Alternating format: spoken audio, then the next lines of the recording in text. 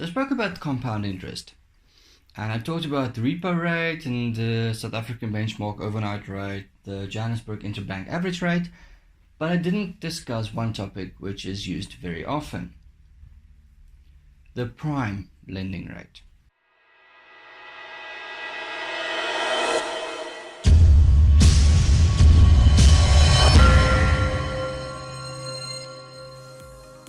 This is Practitioner Accounting Services. My name is Jacques, and before we get started, I want to say thank you very much for spending all this time with me this year, watching my videos, commenting, pressing the like button. I really appreciate it, and I would also appreciate it if you can subscribe to this channel again, or if you have not yet subscribed, please do.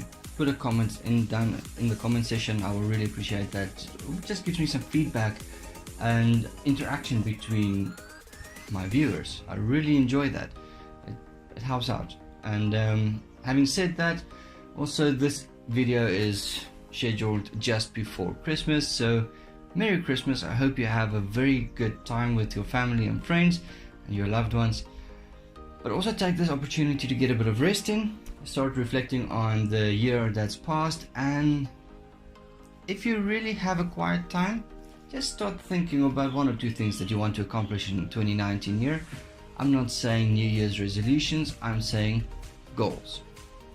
Alright, so I've mentioned the repo rate. Now the repo rate is the primary rate with which the Reserve Bank of a country lends money to banking institutions when there is a shortage of funds. Now the prime rate is calculated from the repo rate. So the prime rate is essentially then the repo rate plus 3.5 in South Africa. From what I understand, the majority of the world's prime lending rates are determined in different ways, but the prime lending rate is consistent in terms of the concept all over the world. When you have your repo rate, and then you have your prime rate, the repo rate for banks and the prime rate then for most countries or most individuals or clients of banks. So what is the prime lending rate? The official definition for the prime lending rate is the interest rate that commercial banks charge their most creditworthy customers or clients. Now, banks' most trustworthy customers are typically people like large corporations that move a lot of funds through them on a regular basis, and there's never any problems. I'm lucky in the situation that I have a good credit score, and then I got my home loan at a more or less prime rate. So it depends on who you are, what your situation is. In my case, I got prime rate. Whereas I know of other people that have prime less and prime plus. So the rate with which you pay interest is calculated from prime. That's a good thing, because when the interest rates, the repo rate reduces, the Monetary Policy Committee of the Reserve Bank reduces the interest rates, your interest rate would decrease as well. But on the flip side, if the repo rate increases, then your interest rate increases as well, and then you pay more interest. In South Africa currently the prime rate is 10.25% and prime is at 6.75. Now the difference 3.5%, that is typically, you can consider it kind of like a markup, like an increase profit margin for the banks. It's what they use as a general starting point when they calculate your interest. Now, it's important to note that prime usually is associated with more long-term loans, long-term finance, such as a home loan and that kind of thing. When you purchase a vehicle, you might get up to prime plus 5. Whereas when you buy a property and get a home loan, you usually get a prime plus 1, prime plus 2 at most, but it's usually a prime plus 0.5 or a prime plus 0.75 or something like that. When you get a credit card or an overdraft facility on your bank account, prime is nowhere near the consideration for the interest rate. Then they consider the maximum they can charge you, which is regulated by the National Credit Act or the National Credit Authority, and or the National Credit Regulator, the NCR. And as a result, then you can easily pay your interest at up to 21% per year. Let that sink in for a moment. The principle is that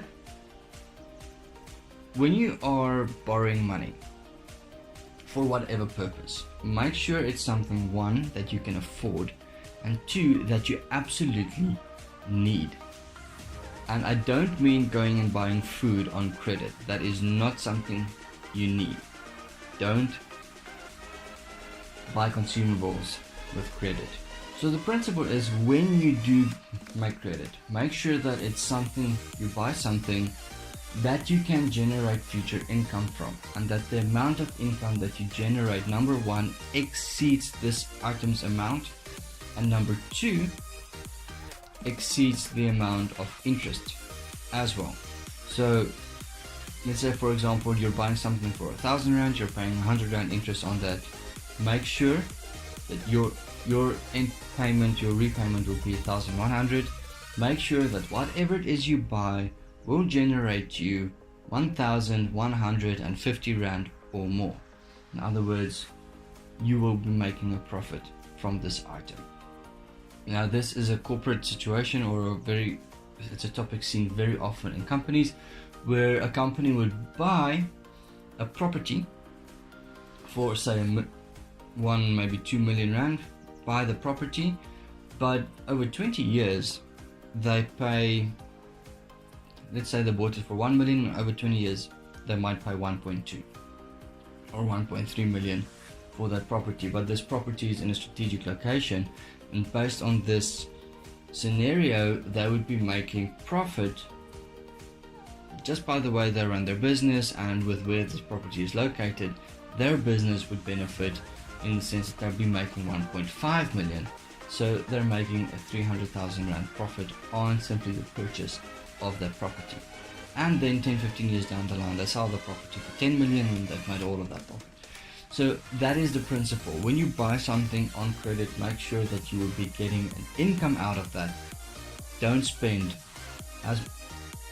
Now, I'm not saying never buy anything on credit. I'm just saying that if you want to succeed financially, make sure that when you buy something on credit, you will make a profit from it.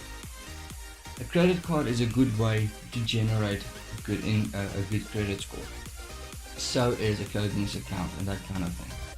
But keep those amounts to a minimum. Don't spend more than 1,000 to maybe 5,000, depending on what you can afford, on a credit card on a monthly basis. What I do, what we do here is, my wife and I each have a credit card, and every month we would pay in an amount into the credit card to essentially run it as a debit card. And then whenever we swipe the credit card, we only go up until that amount. In my case, it's 2,000 rand. So I only spend 2,000 rand on my credit card every month. That way, every month I can settle the entire credit card and I look like a good payer. Meantime, I have a limit of 2,000 rand on my credit card, and I only use that. And I use that 2,000 rand for fuel, petrol, a bit of groceries here and there, going to a restaurant now and then. When I have to buy something for the office or something like that, I use my credit card for that. And 2,000 is a very low amount, but that's because that's part of my budget. And the principle there is that you can use a credit card, you can use a clothing account to increase your interest rates, or to increase your creditworthy score, or your credit score, creditworthiness, which means the interest rate you will get essentially when you do take on a longer loan is going to be reduced. So having said that, and with all that in mind, be very vigilant with how you spend over the season. Be very vigilant what you spend on the season, how much, and just be aware. From an accounting point of view, from a personal point of view, I would highly recommend that you follow the advice that I've mentioned in my video, how to save money this December. that you don't spend more than you have, that you don't spend more than you budgeted for, and then as a result, you will benefit in the long run. Remember, interest is not deductible from tax.